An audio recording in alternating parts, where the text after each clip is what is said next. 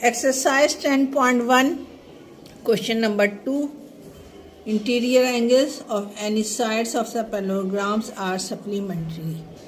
Interior angle का मतलब होता है किसी भी पैरेललोग्राम के अंदर जो भी अंदर जाविया एंगल बने उसको इंटीरियर एंगल कहते हैं। सवाल में क्या कह रहा है कि आपने पैरेललोग्राम बनाना है और उसके जो इंटीरियर एंगल्स हैं वो आपने साबित करना है कि सप्लीमेंट्री होता है। आ गई सवाल समझ में। हम सबसे पहले एक पैरेललोग्राम बनाते हैं। ये आपके लिए मैंने एक पैरेललोग्राम बना दिया। इसका नाम दिया मैंने ए, इसका नाम है बी, इसका नाम है सी, इसका नाम है डी। कहना ये है आपको कि आपने ये साबित करना है कि एक लाइन पे जितने भी एंगल बन रहे हैं, दो एंगल जो बन रहे हैं वो 180 के बराबर है। ठीक है, समझ में आ गया। आपको गिवन में क्या क्या है, गिवन में आपको हम लिखेंगे given A B C D is a parallelogram. ठीक है, ये आपको गिवन है। आपने साबित क्या करना है कि यहाँ पर जो भी एंगल बनेगा, यहाँ पर जो एंगल बनेगा सेम लाइन पे बनने वाला एंगल 180 के बराबर है। यानी प्रूव आपने ये करना है measurement angle A plus measurement angle B equal होगा 180। पहला ये प्रूव है। दूसरे में भी हम यही कहेंगे कि angle A measurement angle B plus measure angle D C equal होगा 180। यानी एंगल बी और एंगल सी के दरमियान जो एंगल बनेगा वो 180 के बराबर होगा। इसी तरीके से पॉइंट 3 करना है measure angle A plus measure angle D equal to 180। इस पे बनने वाला एंगल और इस पे बनने वाला एंगल 180 का होगा। इसी तरीके से एंगल डी और एंगल सी का जो भी एंगल बनेगा उन दोनों को जब प्लस करोगे तो 180 आना चाहिए। यानी measure angle C plus measure angle D equal to 180। Supplementary का मतलब होता है 180 डिग्री का जाविया। ठीक है, सप्लीमेंट्री कह रहा है ना आपको यहाँ पर सवाल में क्या कह रहा है, साबित करो कि सप्लीमेंट्री एंगल है। सप्लीमेंट्री का मतलब होता है 180 का एंगल। वही तरीक़ेकार है, सबसे पहले स्टेटमेंट लिखोगे, फिर प्रूवमेंट रीज़न लिखोगे। यहाँ पर मैंने यहाँ पे एक लाइन ड्रॉ की, इसमें आपने लिखना है स्टेटमेंट, यहाँ पर रीज़न।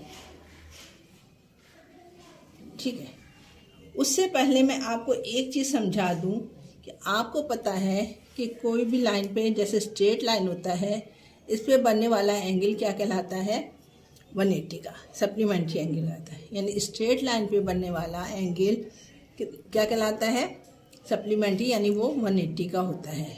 अब अगर यहाँ पर एक एंगल बनेगा, इस लाइन पे यहाँ पर एक एंगल बनेगा, तो इन दोनों को जब प्लस करोगे तो वह 180 का एंगल बनना चाहिए।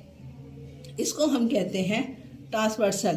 ट्रांसवर्सल का मतलब होता है कि एक ऐसा एंगल, एक लाइन पे जो दो एंगल बने उन दोनों को प्लस किया जाए तो एंगल 180 का होता है। ये ट्रांसवर्सल कहलाता है। अच्छा जी, नंबर 1 पॉइंट हमारा क्या है, ए डी पैरेलल है किसके, लाइन बी सी के। मैंने क्या कहा, ए डी लाइन पैरेलल है बी सी के। क्यों? क्योंकि पैरेललोग्राम की डेफिनेशन ये है कि इनके आमने सामने की जो लाइन्स होती हैं वो पैरेलल होती हैं, इक्वल होती हैं। यहाँ मैंने लिखा अपोजिट, उसका रीज़न दे रहे हैं ना, अपोजिट। ये पैरेललोग्राम की डेफिनेशन भी समझ लो, ये है sides of parallelograms are always parallel.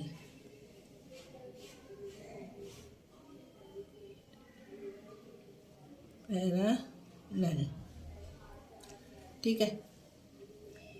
AD BC के पैरेलल है। क्यों? Reason opposite sides of parallelograms are always parallel, क्योंकि एक दूसरे के पैरेलल होते हैं। अच्छा, अब मैं यहाँ पे लिख सकती हूँ नंबर 2 पॉइंट्स में measure angle A plus measure angle B equal to 180, because according, अभी जो मैंने ऊपर समझाया था, अकॉर्डिंग टू ट्रांसवर्सल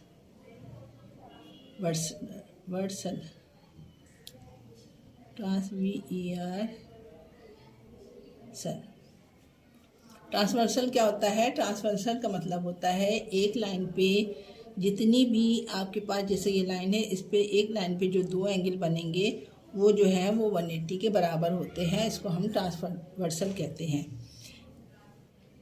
एक लाइन पे 2 एंगल बने, ये आपस में इन दोनों को प्लस करोगे तो कितना आएगा? 180। किसके तहत? According to the transversal. इसी तरीके से हम कह सकते हैं नंबर 3 पॉइंट्स पे भी कि एंगल B भी एंगल C 180 के बराबर होगा। ठीक है, क्यों? क्योंकि वह ट्रांसवर्सल है। इसी तरीके से थर्ड भी हमने प्रूफ कर दिया कि measure angle A plus measure angle D भी 180 के बराबर होगा। फोर्थ में भी यही होगा, measure angle C plus measure angle D 180 के बराबर होगा, जो हमने साबित कर दिया। क्यों साबित कर दिया? कैसे साबित कर दिया? क्योंकि अकॉर्डिंग टू द ट्रांसवर्सल कहता है कि अगर एक लाइन पे 2 एंगल होते हैं तो वो बराबर होते हैं 180 को, दोनों को प्लस करो तो। अगर कोई भी एंगल नहीं है, कोई भी एक ही पॉइंट है, तो यहाँ पर जो एंगल बनेगा वो 180 का बनेगा। ठीक है, सप्लीमेंट्री बनेगा। लेकिन जब यहाँ पर एक लाइन पे 2 एंगल बनेंगे तो उन दोनों का जो प्लस करोगे AB एंगल को, तो आपके पास ये कितने का आना चाहिए? 180 का आना चाहिए। तो यहाँ पर क्वेश्चन नंबर आपका 2 कंप्लीट हो गया। उम्मीद करती हूँ आपकी समझ में आ गया होगा। मूव ऑन होते हैं क्वेश्चन नंबर 3 की तरफ।